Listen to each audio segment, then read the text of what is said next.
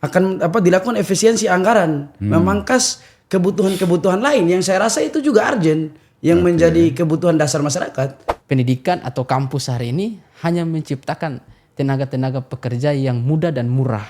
Yang dicanangkan sama Pak Prabowo dengan penambahan jumlah kementerian ini, ataukah malah jangan-jangan ini hanya bagi-bagi kue? Ada beberapa kementerian bahkan kepala bidang yang menurut saya sebenarnya bisa dikerjakan oleh satu kementerian. Kementerian-kementerian baru tadi yang dibentuk, per hari ini saya tidak melihat action nyatanya yang berdampak pada. Jadi soal efisiensi anggaran ini sebenarnya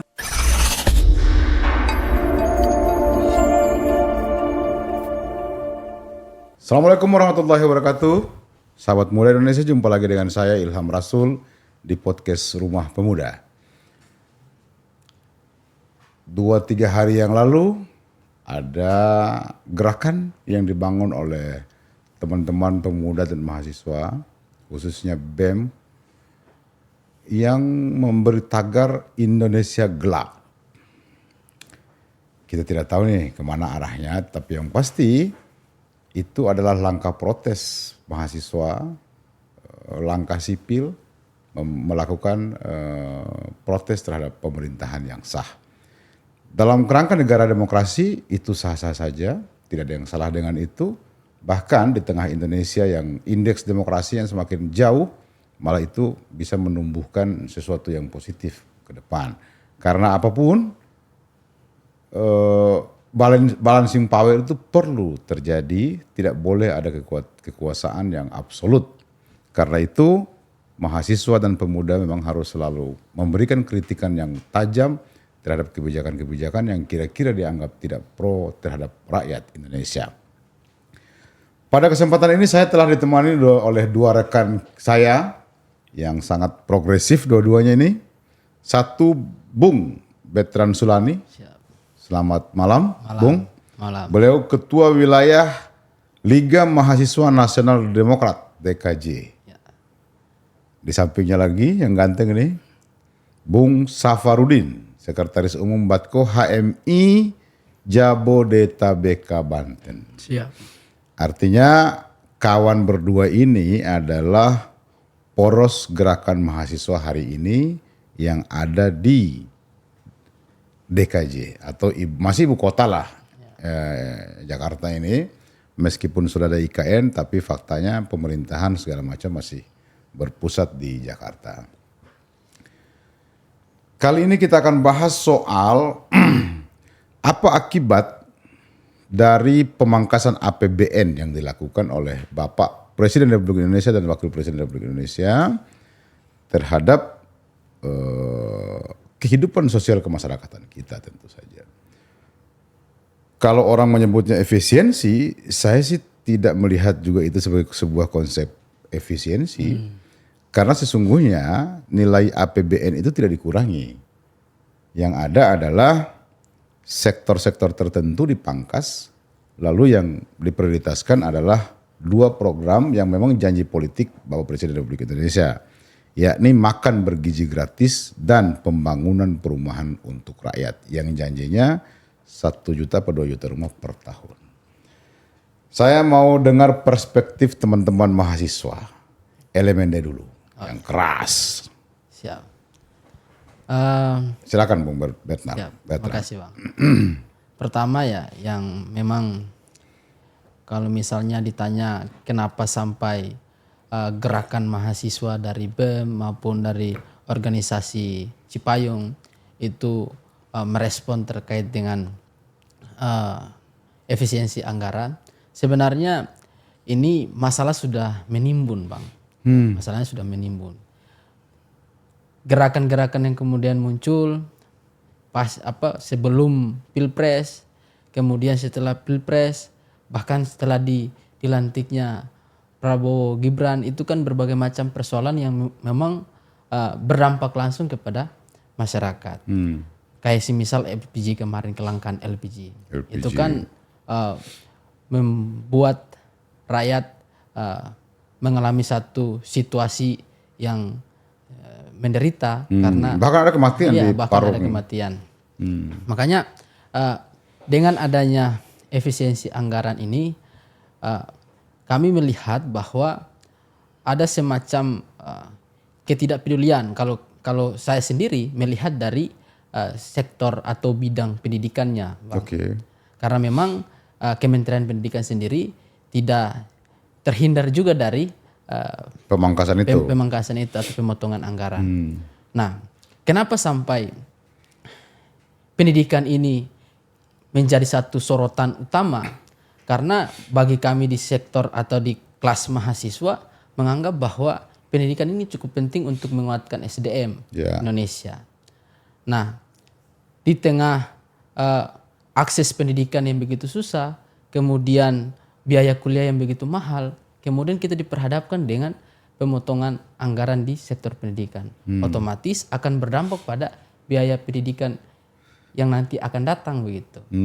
Terlebih lagi, Biaya UKT lah ya, akan biaya naik. UKT. Oke. Terlebih lagi, ada hal yang paling substansi sebenarnya terlepas daripada pemotongan anggaran kalau misalnya kita bicara soal pendidikan, yaitu soal sistem pendidikan nasional kita, Bang.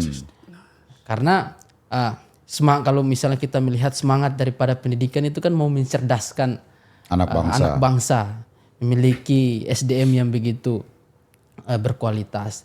Tetapi di tengah itu ada mekanisme hukum yang kemudian tidak mampu menjawab cita-cita itu, yaitu dengan didorongnya revisi Undang-Undang Sistem Pendidikan Nasional, yang dimana PTN perguruan tinggi negeri mau dirubah menjadi PTNBH.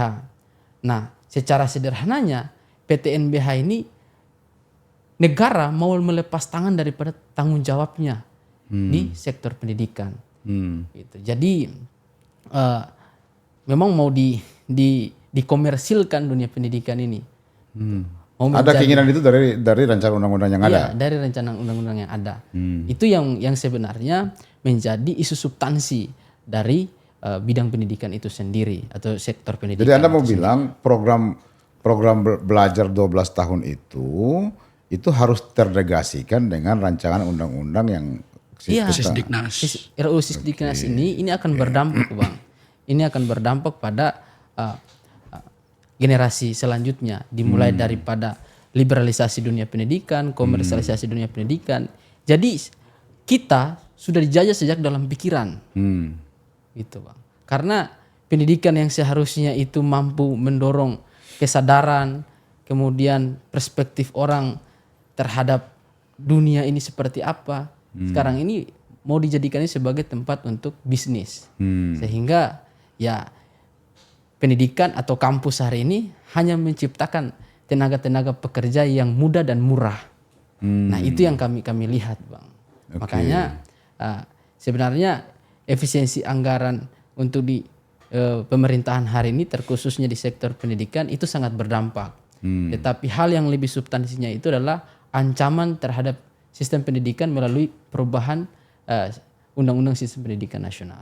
Berarti teman-teman LMND konsen akan menolak rencana pembuatan undang-undang tentang Kami menolak. Sisdiknas itu. Oke. Menurut teman-teman LMND kajiannya, berapa persen kira-kira pemangkasan itu yang pemangkasan pada sektor pendidikan? Ya. Kalau data yang kita dapat ya bahwa anggaran pendidikan itu kan sekitar 33, sekian triliun. Nah, sedangkan pemangkasan untuk efisiensi anggaran di sektor pendidikan kurang lebih ada sekitar 8, sekian triliun. Nah, dari 33 triliun itu 30, sekian triliun itu diprioritaskan untuk program unggulan untuk di sektor pendidikan seperti beasiswa, KIP dan lain-lain. Otomatis pemotongan ini akan berdampak pada biaya KIP, biaya beasiswa dan juga kenaikan UKT. Nah, hari ini pemerintah berupaya untuk menangkis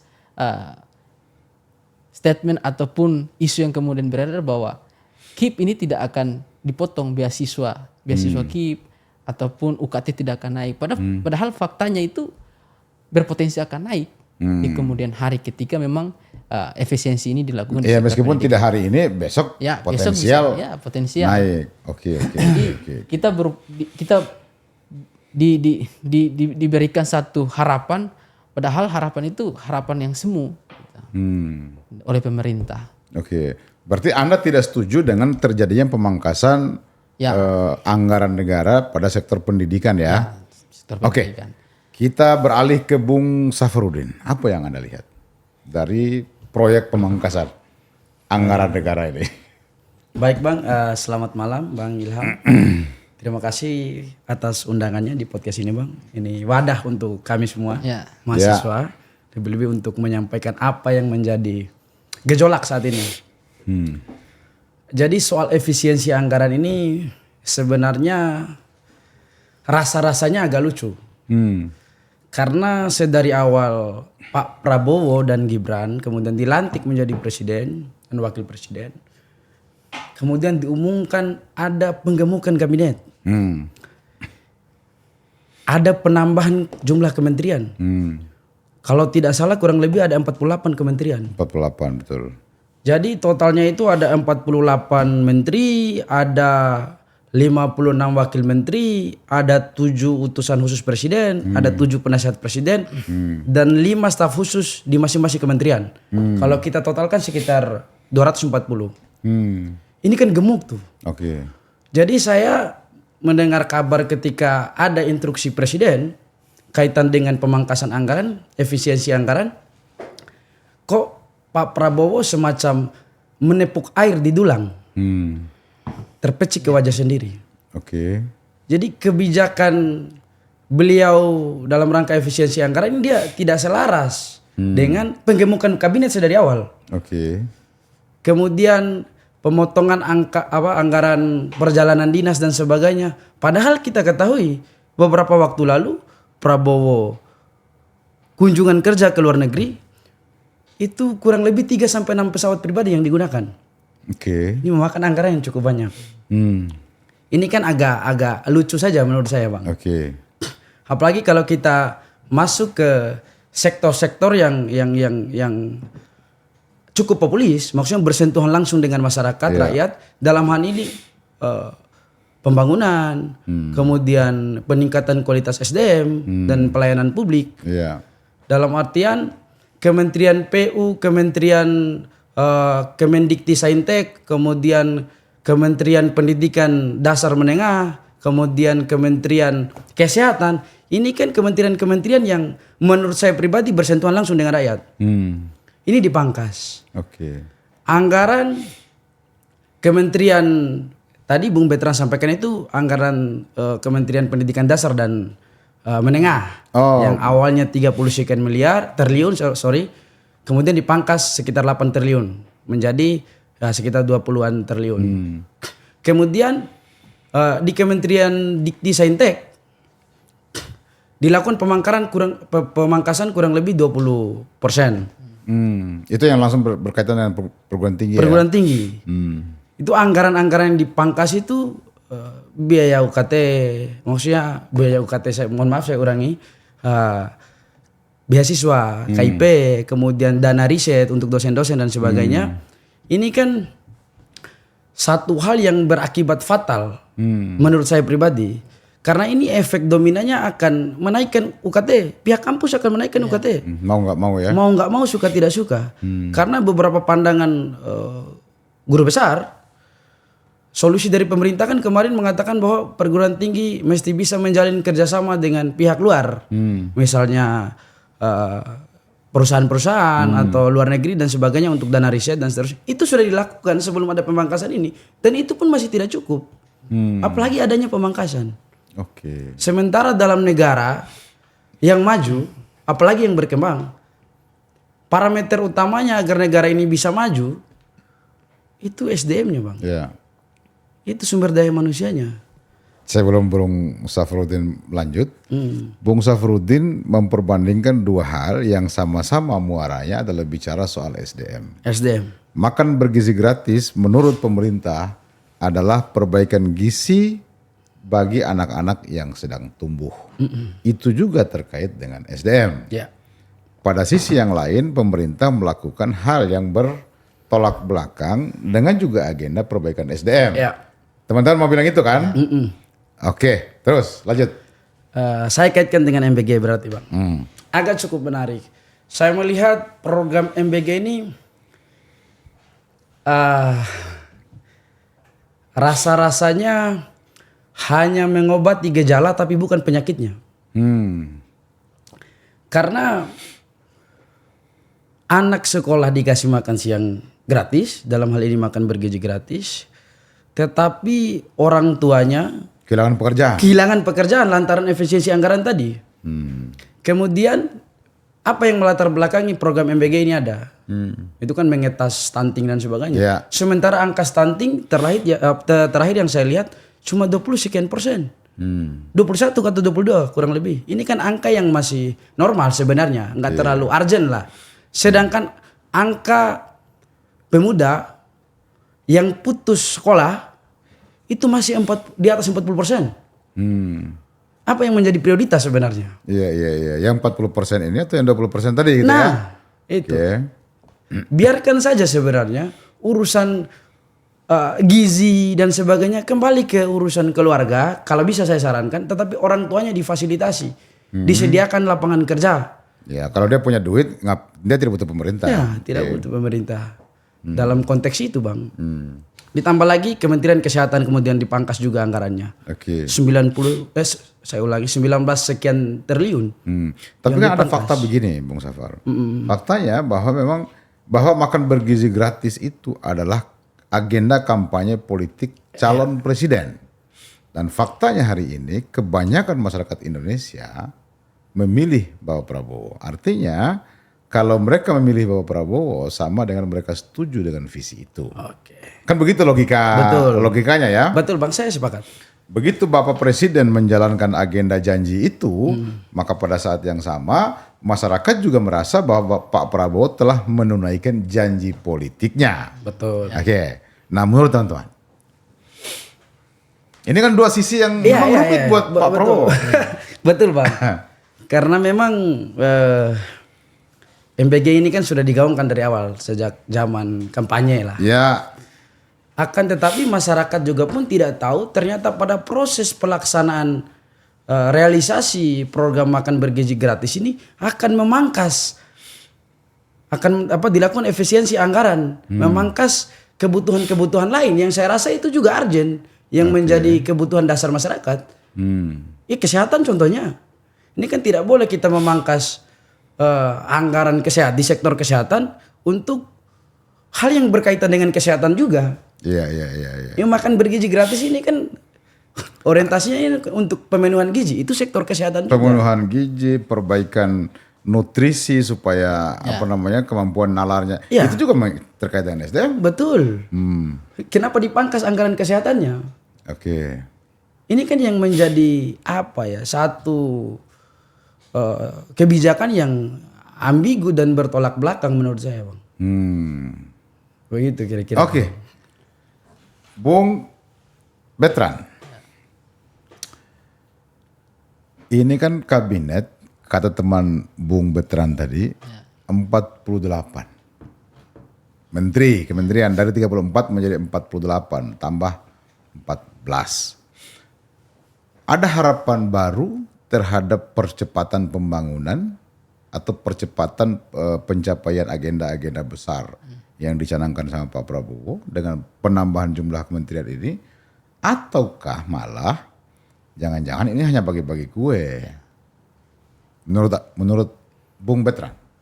Ya, kalau saya melihat bahwa sejak awal waktu Prabowo kampanye, proses pilpres, ada beberapa hal yang memang kami setuju.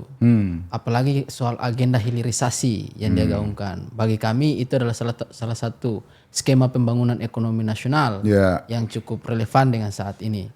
Memang hilirisasi yang digaungkan itu sudah digaungkan pula atau sudah dikerjakan pula oleh Jokowi. Cuman banyak kritikan dan banyak kesalahan bahkan ada yang bilang bahwa hilirisasi ugal-ugalan. Jadi memang Artinya Anda harap Pak Prabowo bisa memperbaiki itu secara lebih sempurna. lebih sempurna dan beberapa program-program lainnya. Nah, dengan adanya kementerian yang begitu banyak, ada penambahan-penambahan, artinya ada disebabkan karena koalisi yang begitu gemuk. Gitu. Memang betul ada beberapa kementerian bahkan kepala bidang yang menurut saya sebenarnya bisa dikerjakan oleh satu kementerian. Kayak semisal Kementerian Sosial. Ya. Ditambah lagi dengan kepala bidang percepatan Kepala penentasan badan. kepala badan percepatan penentasan kemiskinan. Itu kan sama-sama aja bicara soal bagaimana menyelesaikan persoalan-persoalan ketimpangan sosial di tengah-tengah rakyat. Gitu. Tapi kenapa ini dibagi menjadi dua, baik itu kementerian maupun kepala badan. Nah, ditambah lagi kementerian yang wakil-wakil menterinya lebih daripada satu. Lebih dari satu. Gitu. Kenapa kabinet ini tidak diefisienkan gitu? Dalam artian dikurangi kementerian-kementerian yang menurut kita bisa menjadi satu kementerian saja. Jumlah diperkecil, Iya, jumlah tapi fungsi diperluas. Ya, jumlah diperkecil dan Ini jumlah diperbesar, fungsi dipersempit. akhirnya habis anggaran pada kabinet, aktivitasnya dan lain-lain. Nah, ini yang kemudian kita anggap bahwa kupikir Prabowo harus lebih melihat bahwa dalam hal pelaksanaan program ada program utama yang menurut saya itu harus benar-benar dijalankan. Yaitu soal program hilirisasi. Hilirisasi, karena itu memberikan jaminan untuk perbaikan ekonomi kita ke depan gitu ya. Tapi itu lagi-lagi memang harus diperhatikan persoalan ekologis, lingkungan dan lain-lain. Nah, ini yang harus menjadi prioritas.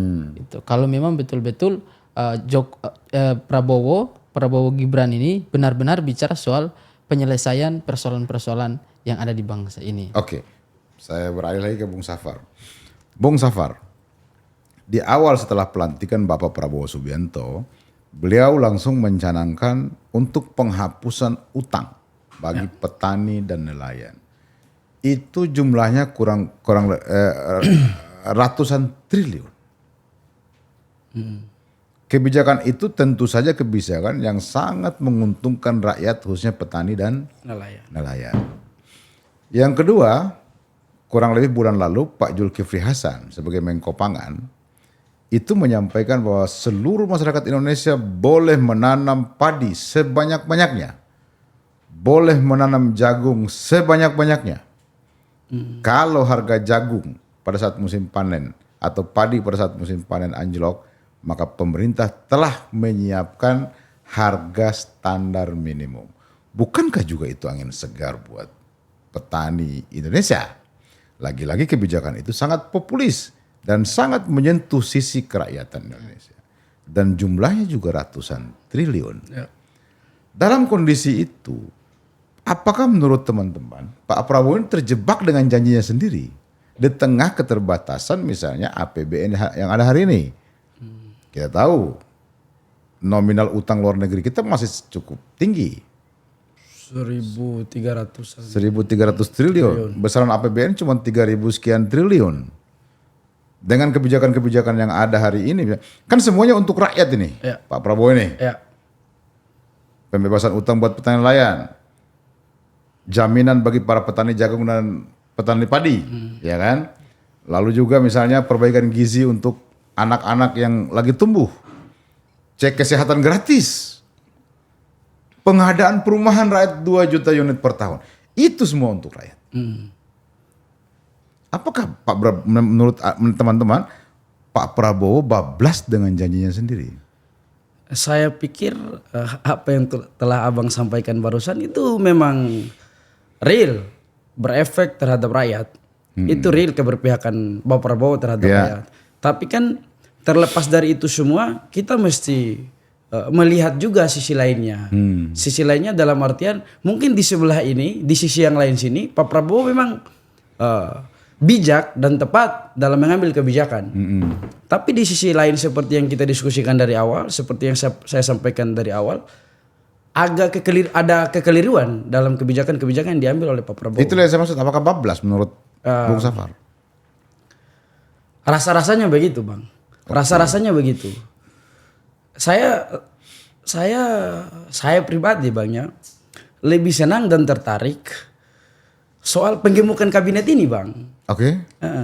Karena melihat dari misalnya Vietnam, mereka perampingan efisiensi anggarannya dengan melakukan perampingan kabinet. Ya, dengan begitu anggaran rutin pasti terpotong. Iya, terpotong. Oke. Jadi saya cukup menarik dengan pertanyaan Abang tadi ke Bung Betran soal penggemungan kabinet, apakah itu hanya bagi-bagi kue atau lain sebagainya. Saya pikir jelas bahwa penunjukan pejabat itu mesti didasari dengan kompetensi dan akhlak budi, bukan politik dan kekuasaan. Dan hari ini kementerian-kementerian baru tadi yang dibentuk, per hari ini saya tidak melihat action nyatanya yang berdampak pada pembangunan bangsa dan negara. Paling tidak selama kurang lebih 4 bulan ini. Paling tidak. Oke.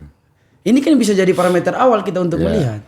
100 hari kerja, 200 hari kerja itu menjadi tantangan dasar karena masih terngiang-ngiang dalam pikiran dan hati masyarakat bahwa pemerintah ini akan membawa arah Indonesia ke arah yang lebih baik dari yang sebelumnya.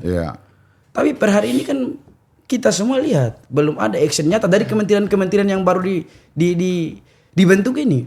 Jadi saya pikir rasa-rasanya belum terlambat Pak Prabowo untuk segera memikirkan kembali soal kementerian yang gemuk ini, soal pembantu-pembantunya yang saya pikir kurang kompeten. Siapa tuh yang kurang kompeten menurut Bung Safar? Sebut aja, nggak apa-apa. Beberapa kementerian yang Anak baru muda dibangun ini bicara. kan belum ada sama sekali action yang nyata. Apakah Anda mau bilang Bang Budiman Sujatmiko tidak kompeten? Nggak apa-apa. Dan memang Bang, izin konsolidasi internal kekuasaan itu sangat berlarut-larut. Berlarut-larut. Jadi ada ketidakselarasan antara visi presiden dan pembantu-pembantunya. Contoh kecil yang nampak di depan kita, yang masih sehat dalam ingatan kita beberapa hari yang lalu, atas kasus pemagaran laut. Pemagaran laut, presiden menginstruksikan TNI melalui Angkatan Laut untuk mencabut, bongkar. Menteri KKP dia bilang tahan dulu. Kita melakukan mesti penyelidikan dan penyidikan dan sebagainya. Ini kan secara gamblang kita sebagai rakyat melihat itu, miskoordinasi lah ya. Miskoordinasi masih bagus. Tapi atau beda tuan? Kalau masyarakat awam lihat terdapat perbedaan visi antara presiden dan pembantunya, kan aneh. Beda visi atau beda tuan? Karena banyak orang yang mengindikasikan pagar laut itu disponsori oleh 9 naga. Banyak orang yang mengindikasikan begitu. Ini saya hanya mengulang saja, gitu kan. Apakah ada gejala itu yang teman-teman mahasiswa lihat? Ya publik berhak curiga lah, Bang. Iya dong. Kita semua berhak curiga bahwa masih ada bayang-bayang itu. Belum terlambat sebenarnya untuk Pak Prabowo untuk keluar dari bayang-bayang itu. Kita semua tidak meragukan komitmen Pak Prabowo soal kemaslahatan umat dan bangsa. Beliau, Gus Dur pun kiai yang kita kenal bijak dan pintar mengatakan bahwa Prabowo adalah orang yang paling tulus di Republik ini. Dan sangat berkomitmen. MBG dan seterusnya ini kan memang hasil dari pikiran dia dan dia memang berkomitmen atas ini. Dia mau melakukan itu. Hanya saja kan mesti ada cara-cara lain yang untuk mengimbangi program ini.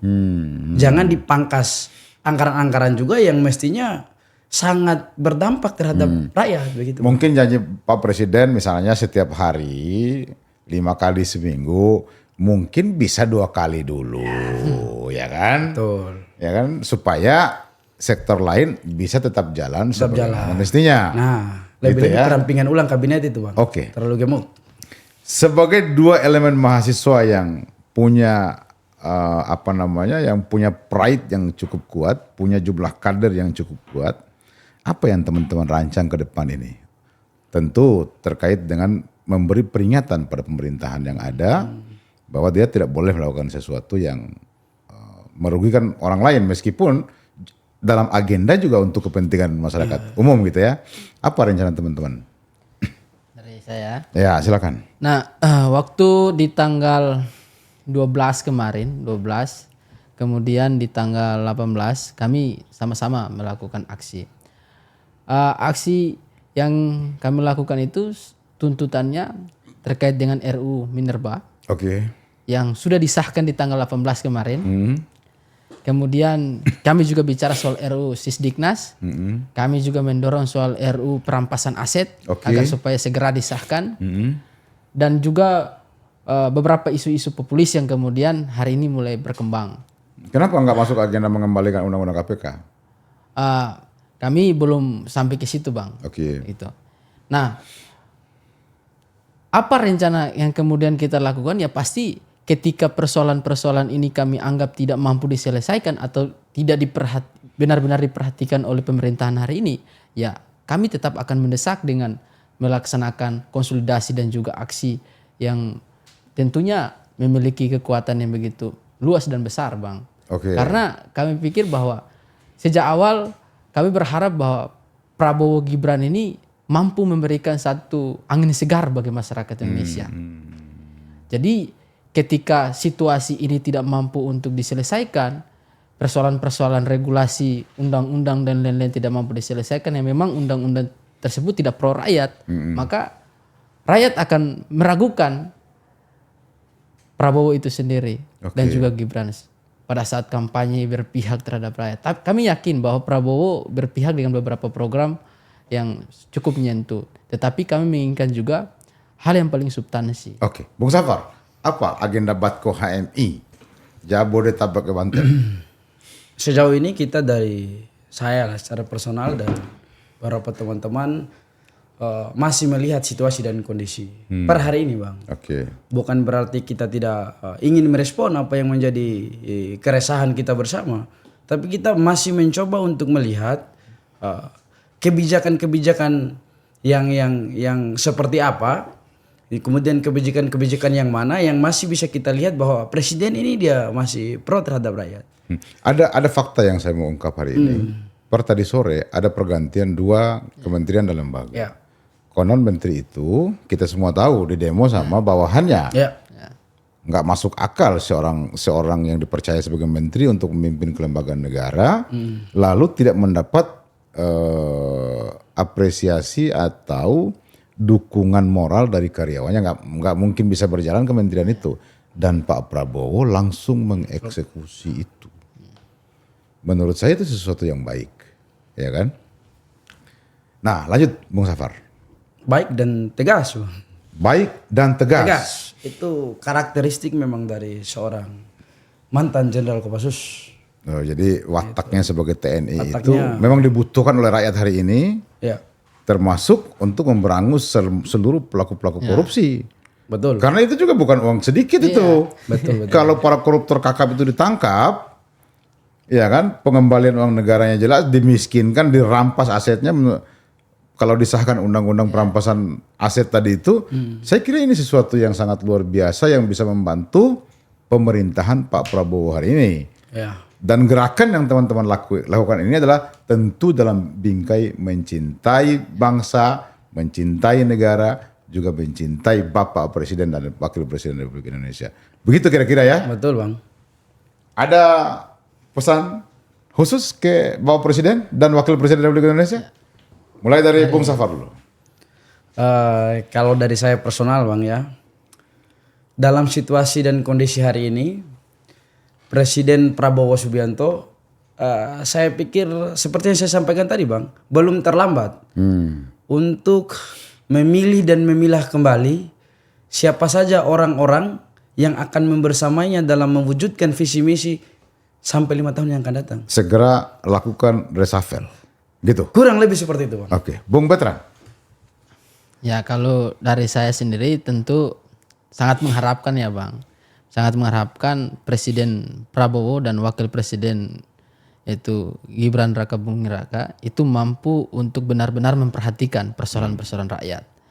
dimulai daripada bicara soal kemiskinan, bicara soal pendidikan. Hari ini siswa Papua itu demo di Papua, mereka menolak makan gratis tapi menuntut pendidikan gratis. Menolak makan gratis, menuntut pendidikan gratis. Artinya mereka masih bisa makan tanpa pemerintah, tapi mereka sulit mendapat pendidikan kalau tidak ada keterlibatan pemerintah. Jadi saya berpikir bahwa bangsa ini akan kuat, bangsa ini akan maju ketika sumber daya manusianya itu berkualitas dan berkompeten. Sehingga bidang pendidikan atau sektor pendidikan itu perlu menjadi perhatian khusus bagi pemerintahan hari ini.